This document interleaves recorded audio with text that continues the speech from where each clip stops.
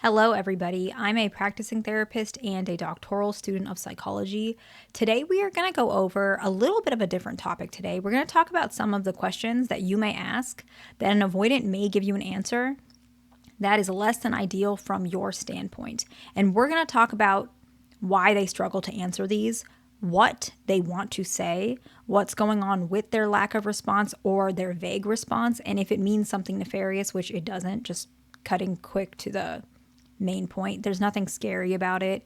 Just sometimes they struggle to actually communicate, and sometimes they're really afraid of how you might respond. Another thing is sometimes they're just very uncomfortable with giving you that certainty, and they feel like they can't give it to you 100%, and they're just afraid to disappoint you, okay? And so this is more common in the beginning stages of healing, and a lot of avoidant individuals struggle to answer these questions as they're healing. So even if they're healing, they still may bump into these issues because some of these questions are going to be the issues that they're still dealing with to heal. And so when you ask these questions and they struggle to answer, it does not mean they don't love you or they don't have the answer like ever, right? It could mean that they don't have the correct or preferred answer right away, and not because they're lying to you. It's because they're trying to get there, but they're not there yet. It does not mean they don't care for you, okay? And like we were talking about earlier, one of the main reasons that they struggle to answer these questions, not just the fact that they're still in their healing journey, but simply because if they give you a very surefire, confident reply or response, and then they fail you, their failure wound starts showing up. And that actually makes it worse for them because they feel like they can't stay in this relationship because they're a failure at relationships and they don't want to run into those wounds. And so when you ask a question, you're asking for a very simple response. It's not so simple to an avoidant individual because of those reasons and many more, okay? And so why not we go ahead and talk about the first example? And these are just some of the questions that avoidants trip up with, and we're going to talk about why, and so that you guys don't feel like it's personal, okay? So let's say your question is, what's the reason you don't want intimacy in the bedroom anymore? Okay, and so that's your question. So let's talk about it. What's going on? We have this couple where the avoidant individual, let's say he's male, and we have a female, let's say she's anxious, preoccupied. Her attachment style doesn't matter as much. His is the one that's important, right? He is pulling away in the bedroom because he's an avoidant. Like, I'm just going to put it simply, right? What's going on internally is a lot of issues with being there, a lot of issues with connecting himself to her, feeling like maybe he can be taken advantage of if he fully gives that vulnerable side, right? Feeling like it's that deep connection that maybe somewhere inside, if he gives that this relationship is 100% solid, right? It makes him feel like subconsciously he is 1 foot out the door by somewhere withholding this from himself and from her. And so that's what's happening. And so he doesn't know he's doing that. It's very, very subconscious. He might be aware that he's done this before in previous relationships. And so he knows it is a him issue. So he can say, I don't know, or I'm not sure. Like, he is very much clueless about this, right? He's not doing it on purpose. And that answer is not what you want to hear. You want him to say, because I struggle with connecting and I'm going to fix it and it's going to be okay. Something along those lines. I'm not really sure what you want to hear, but it's definitely you don't want to hear, I don't know.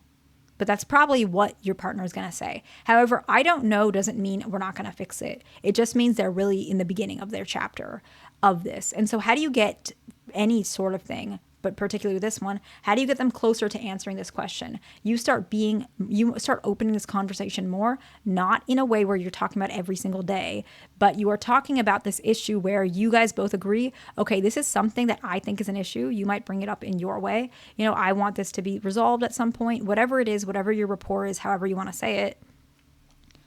We used to have it more frequently. I'm not pressuring you, but I wonder if this is something that we could have in the future. They're probably going to say, I don't know. And you can say, okay, I appreciate that. I appreciate that you're being honest with me, right? And then you give it time, whatever amount of time, and then you ask again. And you might say, I'm thinking it might be X, Y, and Z. Is that familiar to you? Can we explore that together just a little bit? Maybe 5-10 minutes, we can talk about it. And so you start leaning a little bit in. So don't take I don't know as offense. Take it as, okay, this is an opportunity that we can heal this issue together, but it is going to take time. That's really what I don't know means. It doesn't mean this is doomed. It means, okay, I found the area where my partner is still struggling with their attachment issues. If we resolve this together, their attachment issues will be reduced as time goes on. That's how you should take it. It can be more helpful that way. So the next one is extremely similar, right? As we're talking about this, you can realize a lot of these questions are right where the wounds are, right where the wounds are. That's why they're the most challenging, but they give you a clear sign that this is what needs to be done. And of course, what I like to do with a lot of my couples, which is kind of something that obviously as therapists, we keep track of these things. They help me to see them as markers for when these individuals are healing. I start hearing the response of how they respond to these questions. And then I check in, let's say a year later, I'm asking them where they are at, and I hear the avoidant, how they respond to this question once again. And you can see that there's more clarity for them, which means, okay, this person is healing, the couple is getting closer. So the next one is, do you think you will ever love me?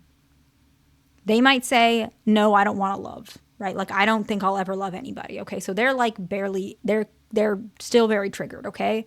And then maybe you take some time, you revisit it, and maybe they say, I don't know, it's possible. Okay, so now it's getting closer. It's getting closer. Do you think you'll ever love me? Now we keep progressing, and maybe they say something along the lines of, I don't know, right?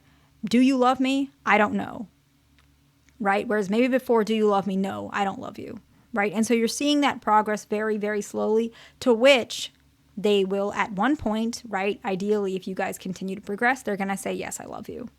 Right. But when you hear, I don't know, or no, I don't think so, you realize, okay, this is where the trigger is. It's not reality. Okay. Remember that triggers are not reality, right?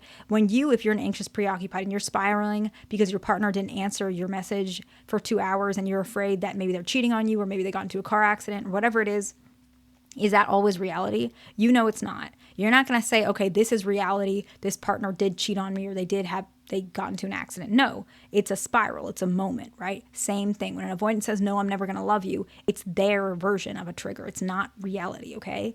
It might be, but no one can say that because it's a trigger. As time goes on and you see it progressing, now you start seeing, okay, the trigger is lifting, right? We're starting to get closer to the initial issue, which is why you start hearing those blurry words, right? I don't know. I'm not sure. Now the trigger is removed, okay? And now we're looking at the actual issue. It's, a tangled mess at this point, but it is the reality. So as you continue to go closer to it, you may bump into a lot of these times where the avoidant doesn't know what to do. And that's the point. That's why they've been an avoidant. They don't actually know how to fix these things. Otherwise, don't you think they would have? But now the trigger is removed, which is why I don't know can be a good sign, because you're starting to realize as we heal, as we get closer, progressing, we can start seeing more progress with, I think it's possible, or I think so. Closer every single time. And it takes a long time. And I'm not telling you guys that you have to do this. It's not easy, but it is truly how this gets resolved, okay? The next one is, what type of relationship do we have? We're not in a relationship. We're friends. Or, I don't know. Why are you asking me? I told you I'm this way. I'm never going to change. Okay, so we bumped a trigger, okay? Now you take some time healing, connecting, whatever it is. And I make so many videos on those type of strategies, right? And then as time goes on, they might say, well, I don't know. Or they could say, well, we're just together, or we're just this way. Or they'll say, well, we're just a relationship. Why does it need to be a label? Okay, so basically now they're afraid of the label, right? And I made a video on the labels, and you guys can check that out for more information on that. And then at one point you could mention, I would like if we had a label. They can say, I don't really do labels, whatever it is. And slowly, as time goes on, you're progressing, and they might actually be comfortable with that actual label. But I've seen it where I have some couples that are legitimately married, and the avoidant individual will be like, well, I don't know what we are, even though they're literally married, right? And they're still stuck in that fear. And as time goes on, you just slowly do a little bit of reality testing, just a little bit connecting forth, until they really admit, yes, I did marry her because she's kind with me, she's gentle with me, I love her. Yeah, she is my wife. I just don't want her to think that because I'm her husband that I'm just, in servitude of her, whatever their fear is, right? And so you're starting to bump into those fears as well, and they will start popping out as you get closer to them answering this question. Don't be afraid of it, because you're starting to clean up all the murk in that water until you get clear water again, okay? And the next one is, what do you need from me?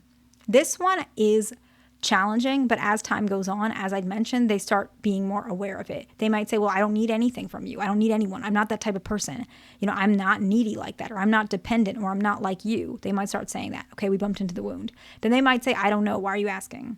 Right? They won't know. But eventually you might prompt it, might spin it a little bit. You might say, hey, I think I was being a little bit too much yesterday. Would you want me to be a little bit more calmer next time? And they might say, yeah. Or they might say, that's not a bad idea. I'd appreciate that. Or thank you. I think that would be good. Or no, I think you did fine. And so you're starting to lean into those things, okay? Now, this is just a quick preview of some of these things. I know that this is a lot, okay? And I know that this is kind of confusing, and I'm going to make more videos on these types of things in general. But it's just a quick intro to these types of things, okay? So I hope this video is helpful to somebody. Please like, subscribe. I'll see you in the next one.